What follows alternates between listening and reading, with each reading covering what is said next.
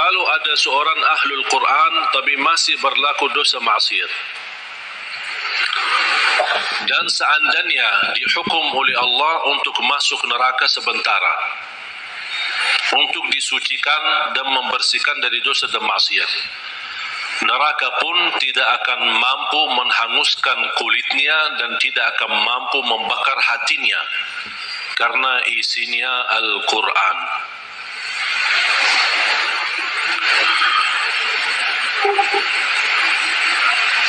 Banyak kelebihan Al-Quran untuk kita. Surah yang paling agung di dalam Al-Quran Suratul Fatihah. Ayat yang paling agung di dalam Al-Quran ayat Al-Kursi. Suratul Fatihah, kalau boleh saya artikan dialog sama Allah, berdialog dengan Allah. Setiap satu ayat kita baca, Allah jawab kita. Makanya disunnahkan kalau kita baca Suratul Fatihah, jangan disambungkan ayatnya. Setiap ayat berhenti. Sebagaimana dijelaskan oleh Siti Aisyah radhiyallahu anha, karena Rasulullah SAW idza qara'a al-Fatihah kana yufassiruha tafsira. Ketika Rasulullah SAW membaca suratul Fatihah, seperti dia mentafsirkan suratul Fatihah. Saking pelan-pelan dan bertahap-tahap membaca ayat-ayatnya suratul Fatihah. Menunjukkan beradab sama Allah Subhanahu wa taala.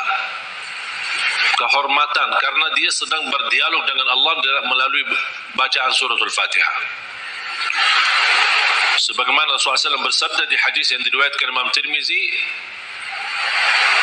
hadis itu hadis qudsi, qasamtu as-salata baini wa baina 'abdi nisfain.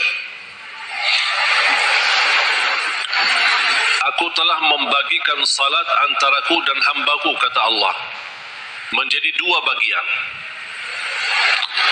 Dan yang dimaksud kata as-salat di hadis ini adalah suratul Fatihah.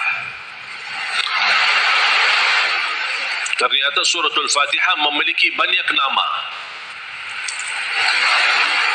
Disebutkan nama di antara lain Al-Fatihah, Ummul Kitab, Ummul Quran, As-Salah, As-Syafiyah, Ar-Raqiyah, Al-Waqiyah, menyembuh segala penyakit, melindungi dari segala bahaya, gangguan, godaan, bahkan bisa menjadi ruqyah. Orang yang tidak fahami ruqyah dan sulit mencari orang yang meruqyahi, lebih baik kita ruqyah diri sendiri. Sering orang bertanya, saya tidak faham ayat-ayat ruqyah, cukup dengan suratul Fatihah. Suratul Fatihah sudah mewakili semua ayat-ayat untuk meruqyah diri sendiri. Menjadi rutin dibaca. Boleh jadi wirid. Setiap hari kita baca Al-Fatihah 10 kali, 20 kali, 100 kali, semampu kita. Jadi wirid. Keberkahannya luar biasa. Boleh menjadi doa dalam air minum kita. Setiap mau minum air dalam botol atau gelas, kita baca Al-Fatihah, tiup di dalam air, kemudian minum. Itu menjadi obat. Biasakan anak-anak kita minum air yang sudah dibacakan dalamnya suratul Fatihah. Jangan menunggu kiai, ustaz, habib datang untuk membacakan Al-Fatihah dalam air. Kita sendiri belajar. Baca 3 kali boleh, 1 kali boleh, 7 kali boleh. Habis itu tiup dalam air, boleh 3 kali. Kemudian silakan minum. Kasih kepada anak-anak kita.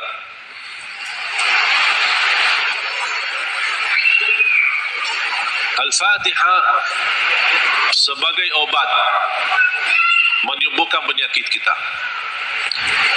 Ada yang merasa gesak di hati, merasa stres kepalanya, boleh taruh tangan yang kanan di atas kepala dan baca Al-Fatihah. Di atas dada kita baca Al-Fatihah. Itu sungguh subhanallah. Al-Quran sebenarnya seluruh isi Al-Quran itu obat. Qul huwa lilladzina amanu hudan wa shifa.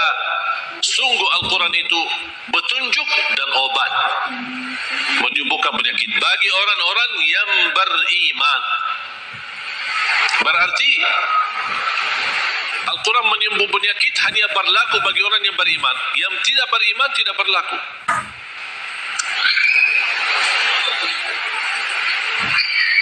Dan banyak hadis yang menunjukkan Al-Fatihah itu sebagai ruqyah. Sebagaimana hadis Abu Musa Al-Asy'ari radhiyallahu anhu ketika mengobati seorang kepala kampung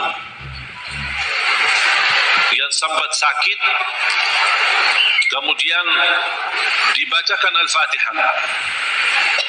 Kemudian faka'annama nashita min 'iqal, sampai dia sembuh seperti tidak pernah sakit sebelumnya.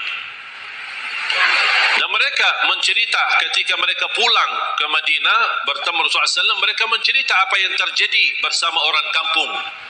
Di antaranya kepala kampung yang sedang sakit, dibacakan Al-Fatihah, dia sembuh. Rasulullah SAW bersabda, "Wa ma yudrika annaha ruqyah." Dari mana wahai Abu Musa kamu tahu itu ruqyah? Itu menunjukkan Rasul setuju dengan perilaku Abu Musa Al-Asy'ari. Kembali kepada hadis yang diriwayatkan Imam Tirmizi, hadis yang qudsi, qasamtu as-salata baini wa baina 'abdi nisfain. Aku telah membagikan salat antaraku dan hambaku. Ini Allah yang sedang bicara di hadis qudsi itu. Berarti salah satu nama suratul Fatihah as-salah namanya. Kenapa dinamakan as-salah? Karena tidak sah salat kita tanpa suratul Fatihah. Qasamtu as-salata baini wa baina 'abdi nisfain. Aku telah membagikan salat itu antaraku dan hambaku dua bagian. Fa idza qara'a 'abdi alhamdulillahi rabbil alamin qala Allah hamadani 'abdi. Ketika hamba berkata alhamdulillahi rabbil alamin qala Allah jawab. Cuba bayangkan jemaah sekalian, setiap satu ayat dari suratul Fatihah kita baca, Allah jawab kita. Makanya layaknya adab yang sempurna, jangan sambungkan suratul Fatihah.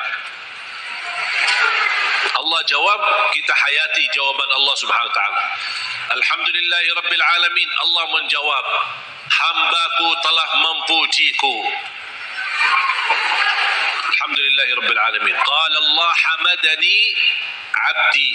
Hambaku telah memujiku. Ar-Rahman Ar-Rahim. Qala Allah majjadani 'abdi. Hambaku telah mengagungkanku. Malik Yaumiddin. Qala Allah athna 'alayya 'abdi. Hambaku telah memuliakanku. Allah jawab setiap ayat.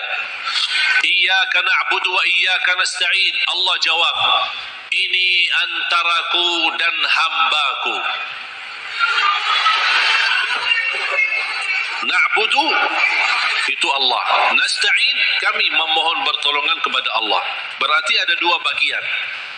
Ini antaraku dan hambaku kata Allah. Ini ada bagian untukku, ada bagian untuk hambaku. Iyyaka na'budu wa iyyaka nasta'in. Dan terpilih kata nasta'in memang sangat pas. Kenapa tidak terpilih iyyaka na'budu wa iyyaka natawakkal?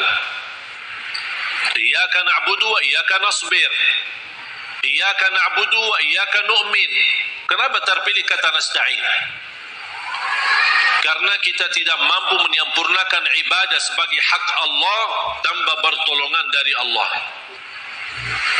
Berarti cocok kata nasta'in. Imam Ibnul Qayyim membuat satu buku gara-gara kalimat ini, Iyyaka na'budu wa iyyaka nasta'in.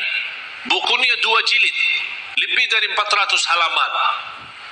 Hanya membahas Iyyaka na'budu wa iyyaka nasta'in. Madarijus salikin fi manazili iyyaka na'budu wa iyyaka nasta'in.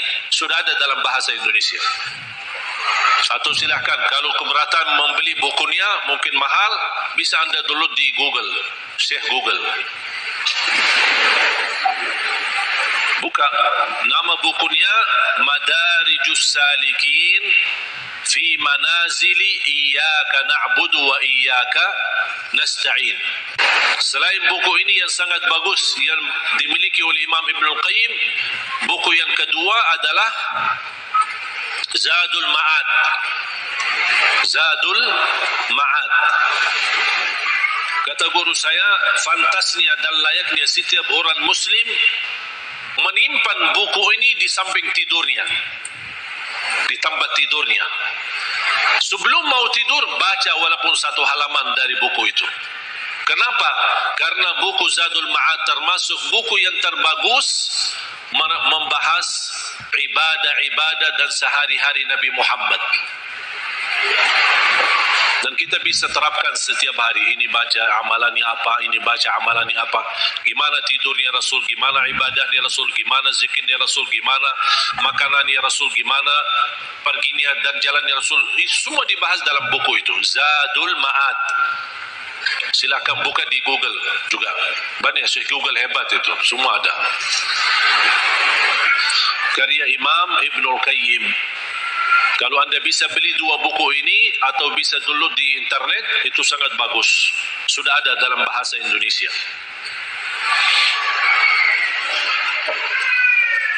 Iyyaka na'budu wa iyyaka nasta'in. Qala Allah, ini antaraku dan hambaku, dan apapun yang hambaku minta aku berikan. Coba gimana jawaban Allah? Iyyaka na'budu wa iyyaka nasta'in, ini antaraku dan hambaku. Apapun hambaku meminta, aku berikan. Habis itu apa yang diminta oleh hamba? Minta apa? Ihdinas siratal mustaqim. Tetap Allah masih jawab, ini untuk hambaku. Ihdinas siratal mustaqim. Siratal ladzina an'amta 'alaihim. Allah jawab, ini untuk hambaku. Ghairil maghdubi 'alaihim waladdallin. Ini untuk hambaku. Artinya Allah kabulkan doanya karena ini doa. Makanya kita tutupi amin. Apa arti amin? Allahumma stajib. Ya Allah, mohon diterima. Itu makna amin. Mohon ya Allah, terima permohonan kami. Allah menjawab, ini untuk hambaku. Artinya Allah jawab dan kabulkan doa kita. Makanya ketika kita baca Al-Fatihah, kita merasakan berdialog dengan Allah. Dan suratul Fatihah, dua macam doa ada di dalamnya. Ada dua macam doa. Doa ibadah dan doa masalah. Bukan masalah ya. Masalah. Doa ibadah dan doa masalah. Apa beda doa ibadah sama doa masalah? Ini ada dua macam doa dan dua-duanya ada di dalam suratul Fatihah. Doa ibadah yang isinya memuji Allah tanpa meminta. Doa ibadah memuji Allah tanpa meminta, tidak ada permintaan. Contoh, Alhamdulillahi Rabbil Alamin. Apa permintaannya? Tidak ada. Cuman artinya apa? Memuji Allah. Segala puji bagimu ya Allah. Dan tidak ada kata yang terindah daripada kata Alhamdu. Karena Alhamdu sudah mewakili semua segala pujian. Artinya jemaah sekalian, kalau ada di antara kita yang tidak faham cara yang terbaik memuji Allah, tidak hafal kata-kata yang panjang dan indah, tidak hafal Asmaul Husna, aku ingin memuji Allah, cukup satu kata, Alhamdulillahi Rabbil Alamin, mewakili segala pujian. Makanya kata ini sangat luar biasa. Kalau diartikan dalam bahasa Arab, segala puji bagimu ya Allah. Artinya semua pujian bagimu ya Allah, segalanya. Makanya disebut kata itu doa ibadah, karena isinya memuji Allah tapi tidak meminta. Tidak meminta apa-apa. Doa yang kedua, doa masalah, yang isinya memohon sesuatu. Memohon sesuatu. Contoh, ihdinas siratal mustaqim. Itu kan ada permintaan. Makanya disebutkan doa masalah. Layaknya setiap kita berdoa diawali dengan doa ibadah, baru masuk kepada doa masalah. Itu adab, tata cara doa. Jangan langsung mau berdoa, ya Allah ampuni, ya Allah. Puji dulu. Karena Allah senang mendengar pujian hamba. Allah senang.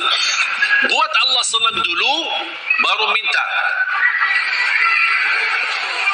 Dan itu sudah dibuktikan oleh suratul Fatihah.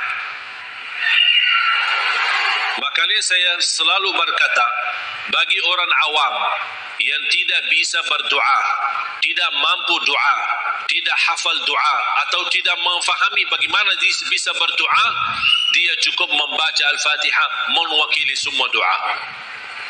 Karena isinya doa ibadah ada, memuji Allah tanpa meminta, dan juga ada isinya doa masalah.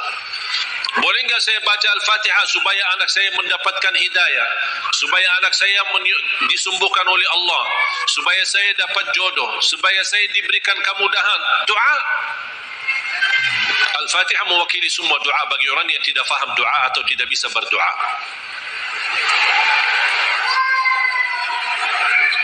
Jadi diawali doa kita dengan ibadah atau doa ibadah yang isinya memuji tanpa meminta, baru masuk ke tahap yang kedua, doa masalah, memohon kepada Allah Subhanahu wa taala.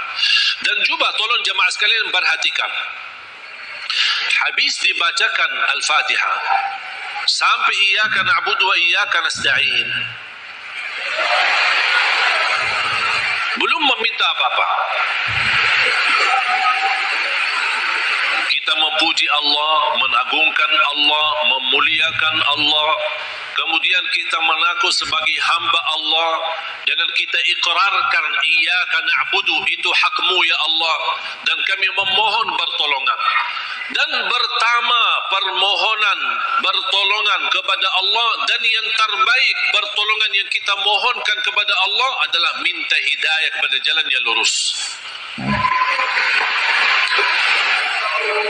Jemaah sekalian, ayat Al-Fatihah disusun itu betul-betul rapi, tidak sembarangan kata-kata yang terpilih, termasuk meminta hidayah. Kalau kita dapat hidayah, segala urusan kita beres. Karena kata ihdinas siratal mustaqim bukan berarti kita memohon hidayah kepada jalan yang lurus dalam hal agama. Itu tidak, bukan hanya itu saja. Tapi ihdinas siratal mustaqim dalam mengurusi rumah tangga, ihdinas siratal mustaqim dalam mendidik anak, ihdinas siratal mustaqim dalam mencari nafkah dan rezeki, ihdinas siratal mustaqim dalam kehidupan kami sehari-hari, ihdinas siratal mustaqim dalam beribadah, ihdinas siratal mustaqim dalam ikhlas, ihdinas siratal mustaqim dalam sabar, ihdinas siratal mustaqim dalam syukur. Semua hal-hal yang kita butuhkan, dunia maupun akhirat, ibadah maupun tidak ibadah, beramal apapun, kita memohon petunjuk hidayah kepada jalan yang lurus. Artinya kita memohon melalui ayat ini, kita berharap segala aktivitas kita bisa mendapatkan yang terbaik di jalan Allah. Ihdinas siratal mustaqim, berilah Allah petunjuk kepada jalan yang lurus, yang terbaik. Yang terbaik ikhlas, yang terbaik rumah tangga, yang terbaik mendidik anak, yang terbaik dalam menjaga diri, yang terbaik melindungi diri, yang terbaik mencari nafkah dan rezeki, yang terbaik mencari kerjaan yang baik, yang terbaik dalam beribadah, yang terbaik dalam tahajud, yang terbaik dalam majlis ilmu, yang terbaik dalam menghafal Al-Quran. Semua kita berharap melalui ihdinas siratal mustaqim sudah termasuk segala yang kita inginkan, dan kita hanya meminta bukan sesuatu yang baik tapi yang terbaik. Ihdinas siratal mustaqim. Contohnya seperti apa? Siratal ladzina an'amta alaihim. Ya Allah, kami memohon petunjuk kepada jalan yang lurus sebagaimana ada hamba-hambamu yang telah mendapatkan karunia nikmat-nikmatmu. Siratal ladzina an'amta alaihim. Ya Allah, kami ingin dapat seperti mereka. Seperti Sayyidina Abu Bakar, seperti Sayyidina Umar, seperti Sayyidina Utsman, seperti Sayyidina Ali, seperti Siti Khadijah, seperti Siti Aisyah. Kita ingin seperti mereka, siratal ladzina an'amta alaihim. Janganlah ya Allah seperti orang-orang yang dimurkai oleh Allah atau orang yang tersesat. Ghairil maghdubi alaihim waladdallin. Ya Allah, jauhkan, lindungilah kami dari situ, dari hal-hal yang mendapatkan kemurkaanmu. Kami tidak mau. Kami mau sebagaimana hamba-Mu yang telah menerima karunia nikmat-nikmat, siratal ladzina an'amta alaihim. Itu yang kami mau ya Allah. Tapi jangan di jalan orang-orang yang dimurkai Allah dan orang-orang yang tersesat. Apa beda al-maghdubi alaihim waladdallin? Bedanya apa? Orang yang dimurkai Allah sama orang yang tersesat. Orang yang dimurkai Allah yang memiliki kemampuan ilmu tapi tidak menggunakan ilmu untuk mendekatkan diri kepada Allah. Sombong. Mereka berilmu, tapi sayang sekali ilmu yang mereka dapatkan hanya ingin menunjukkan kelebihan diri, menunjukkan dirinya sebagai orang yang hebat, bukan untuk digunakan untuk mendekatkan diri kepada Allah. Dan ketua umum majlis ghairil maghdubi alaihim orang Yahudi. Ketua umum majlisnya orang Yahudi. Yahudi adalah kelompok atau golongan yang berilmu, tapi mereka mendapatkan kemurkaan Allah karena mereka tidak pernah menggunakan ilmu tersebut. Justru kecerdasan mereka dengan kehebatan ilmu mereka, mereka menggunakan untuk mensusahkan umat. Paling hebat ikut ilmu ekonomi Yahudi, paling hebat ilmu media Yahudi. Makanya sekarang mereka seluruh media itu dimiliki oleh Yahudi. Ekonomi dunia dikuasai oleh Yahudi. Karena mereka punya ilmu, tapi mereka kenapa kuasai? Bukan untuk digunakan untuk kemudahan bagi manusia, tapi justru mereka menggunakan untuk kemanfaatan buat mereka sendiri. Makanya Allah murka terhadap mereka. Waladdallin, orang-orang yang tersesat, yang suka mengamalkan amalan-amalan tapi tidak ada ilmunya. Kenapa kamu lakukan? Tidak tahu. Saya cuma suka itu, tapi tidak ada ilmunya. Contohnya ketua umum majlis waladdallin adalah Nasrani. Nasrani ahli ibadah, beda sama orang Yahudi. Kalau Yahudi ahli ilmu, kalau Nasrani ahli ibadah.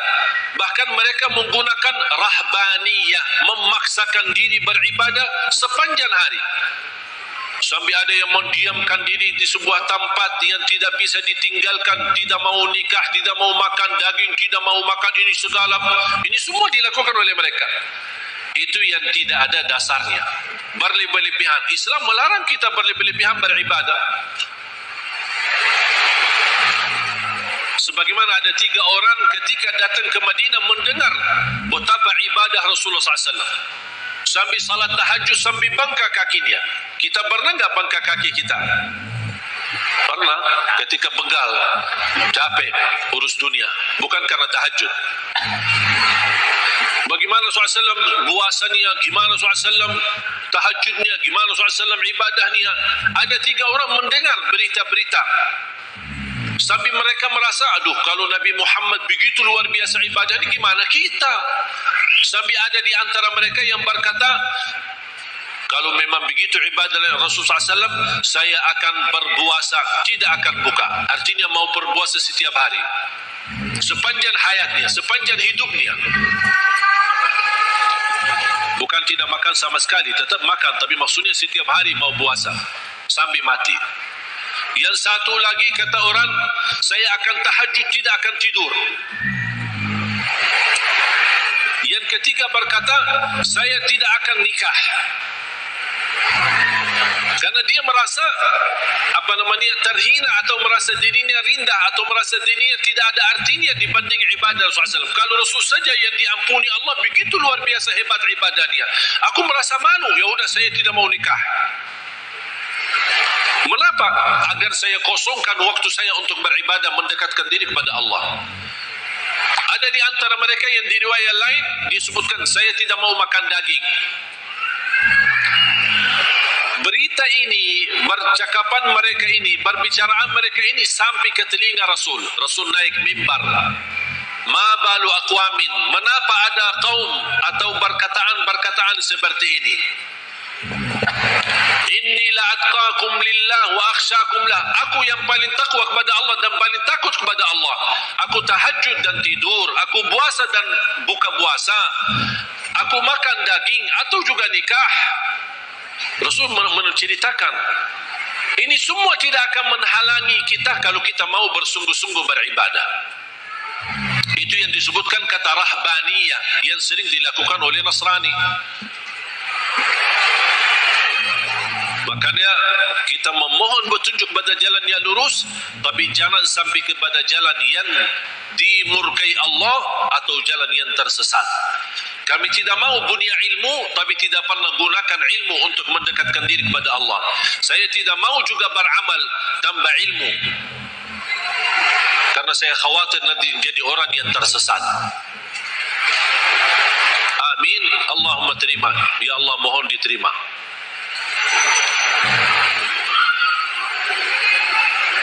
Oleh karena itu jemaah sekalian dimuliakan Allah Subhanahu wa taala, coba betapa mulianya suratul Fatihah.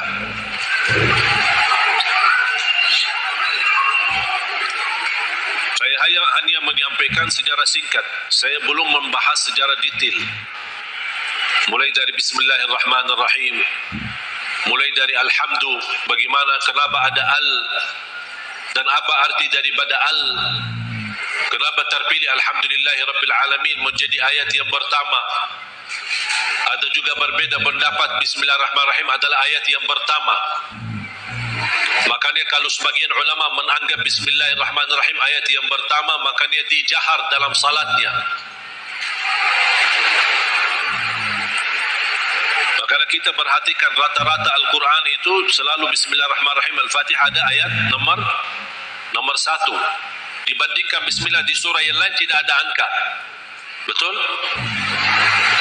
Karena itu berbeda pendapat antara ulama. Apakah Bismillah itu salah satu ayat dari suratul Fatihah atau tidak? Walaupun sebagian besar memilih Bismillah salah satu dari surat Al-Fatihah, sebagian besar. Sebab ayat suratul Fatihah ini Bismillah, apakah ayat pertama atau tidak, muncullah persoalan yang kedua, apakah boleh jahar atau tidak. Kalau tidak dijahar tetap boleh atau tetap mewajibkan atau membaca Bismillah. Bagi orang yang suka baca sir, tetap baca Bismillah karena dia sebagian dari surat. Jangan Allahu Akbar baca doa iftitah langsung Alhamdulillahi Rabbil Alamin. Mana Bismillahnya? Tetap dibacakan walaupun sir, tidak dijahar. Menurut saya bagi soal jahar atau sir tidak masalah. Keras suara atau tidak keras suara tidak masalah. Bagi saya tidak masalah. Dan saya selalu sesuaikan. Masjid yang suka keraskan suara dengan Bismillah, saya suka tanya kalau diminta jadi imam. Kalau jahar Bismillah saya jahar. Kalau disirkan tidak dikeraskan saya tidak keraskan. Qunut subuh, kalau dia masih bagi qunut subuh dan saya diminta jadi imam, saya bagi qunut subuh. Kalau masih tidak bagi qunut subuh, saya tidak bagi qunut subuh. Saya tidak suka maksa. Enggak, saya tidak mau qunut subuh. Kalau saya jadi imam, saya tidak mau qunut subuh. Kenapa? Ini bid'ah, ini sesat semua. Nah. Alhamdulillah, hal berbeda, tidak masalah. Yang saya paling suka masjid netral. Ketika saya masuk ke masjid, saya suka tanya ketika diminta jadi imam. Karena mereka berharap mudah-mudahan ini. Padahal saya suka mundur, saya tidak mau jadi imam karena pensiun jadi imam. Tapi kadang-kadang jamaah mengharapkan. Barangkali niatnya mengharap berkahnya, mengharap apalah gitu. Akhirnya saya harus turuti permintaan mereka. Tapi saya suka tanya, jahar bismillah atau tidak? Qunut subuh atau tidak? Habis salat zikir atau tidak? Doa atau tidak? Bisa disesuaikan. Karena ini semua hal berbeda pendapat. Saya suka masjid netral. Ketika saya tanya, bebas. Mau jahar boleh, tidak jahar boleh, kunut boleh, tidak kunut boleh, bebas kami, tidak masalah. Kita ikuti imam. Yang penting kita salat. Dan itu yang kita perlukan, masjid yang netral, tidak fanatik, supaya kita bisa bersama-sama.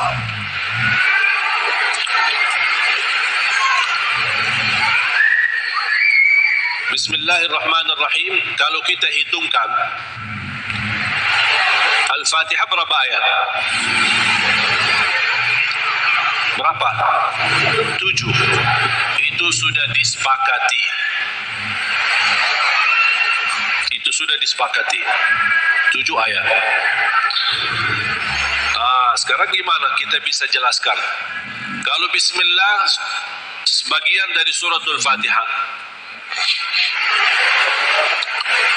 Gimana kalau kita hitungkan ayatnya? Ayo kita mari sama-sama hitung. Bismillahirrahmanirrahim 1. Alhamdulillahirabbil alamin 2. Ar-Rahmanir-Rahim 3. Maliki yaumiddin 4. Iyyaka na'budu wa iyyaka nasta'in 5. Ihdinas siratal mustaqim 6. Berarti tinggal berapa? 1 ayat.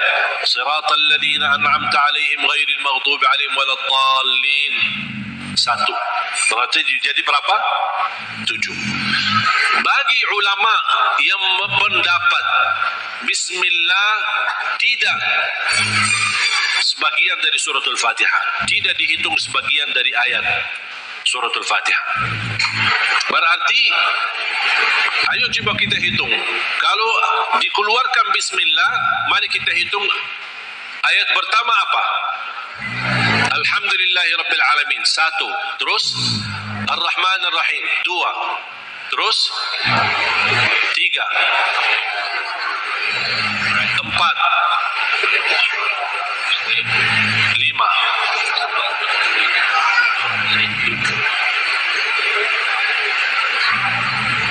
Bukan 1. Siratal ladzina an'amta 'alaihim ghairil maghdubi 'alaihim waladdallin 1. Berarti berapa? 6. Terus 7-nya mana? Siratal ladzina an'amta 'alaihim terus ghairil maghdubi 'alaihim. Ulama yang menganggap bismillah tidak sebagian dari ayat suratul Fatihah, siratal ladzina an'amta 'alaihim, stop 1 ayat. Itu yang menjadi yang ke-6. Ghairil maghdubi 'alaihim waladdallin yang ke-7. Karena siratal ladzina an'amta 'alaihim sudah sempurna makna kalau kita berhenti. Sudah selesai makna jelas, sempurna, tidak ada kaitan dengan selanjutnya. Makanya dianggap itu 1 ayat. Walaupun rata-rata Al-Quran yang kita lihat semuanya tidak ada angka di situ kan? Karena apalagi yang di Madinah yang menuliskan Al-Quran ini, salah satu ulama namanya Syekh Uthman Taha, penulis Al-Quran di kota Madinah, dia mengikut mazhab Imam Syafi'i. Makanya dia menuliskan bismillah ayat nomor pertama. Dan itu yang diberlakukan oleh sebagian besar di mana-mana, di Mesir, di mana-mana selalu Al-Quran kita perhatikan selalu bismillah ayat yang pertama. Yang saya ingin sampaikan, yang kita sudah fahami Al-Fatihah 7 ayat. Jahar bismillah, tidak jahar bismillah itu tidak masalah. Yang penting kita bisa memperhatikan bacaan-bacaan kita, khususnya suratul Fatihah. Kalau bisa berlahan-lahan, bertahap-tahap, tidak sambungkan ayatnya, karena kita ingin menghayati, berdialog dengan Allah Subhanahu wa Ta'ala. Sudah jelas? Boleh Oleh karena itu jamaah sekalian, mari kita sama-sama belajari dalami suratul Fatihah, surah yang paling agung di dalam Al-Quran, surah yang luar biasa, memiliki keistimewaan, memiliki keberkahan yang dahsyat. Jangan kita hanya membaca sampai 17 kali di dalam salat fardu tapi tidak merasakan sedikit apapun dalam hati kita. 17 kali itu minimal, tapi kita tidak merasa apa-apa, seperti ayat-ayat yang lain. Padahal suratul Fatihah ini kalau betul-betul kita bisa fahami dan belajari dan mendalaminya, wallahi bakal nangis. Saking agungnya dan indahnya suratul Fatihah. Cukup keindahan di dalamnya kita berdialog dengan Allah. Kita hamba yang masih banyak dosa, yang masih kotor, yang tidak banyak kekurangan, yang tidak banyak sempurna, banyak kekurangan ikhlas kita dan banyak kekurangan khusyuk kita. Tapi ketika kita baca Al-Fatihah, Allah masih berkenan menjawab kita di setiap ayat yang kita baca. Oleh karena itu hayati. Bismillahirrahmanirrahim dengan artinya dan maknanya yang segitu dalam. Alhamdulillahirabbil alamin, segala puji bagimu ya Allah, dan Allah menjawab kita, hambaku telah memujiku. Makanya saya senang ketika baca Al-Fatihah, apalagi kalau lagi sendirian, lebih menikmati. Ketika jadi imam memang terbatasi. Kalau kita ingin berlama-lama baca Al-Fatihah ketika jadi imam, orang takut nanti di belakang fikir kita lupa ayatnya. Alhamdulillahirabbil alamin. Ar-Rahmanir Rahim. Kita kan lagi hayati, jadi bingung kan. Diam sebentar aja langsung dijawab. Saya ingin menghayati, memberi kesempatan Allah menjawab saya agar saya bisa merasakan jawaban Allah. Ar-Rahmanir Rahim, Malik Yawmiddin, Iyyaka na'budu wa iyyaka nasta'in, Ihdinas siratal mustaqim, صراط الذين أنعمت عليهم غير المغضوب عليهم ولا الضالين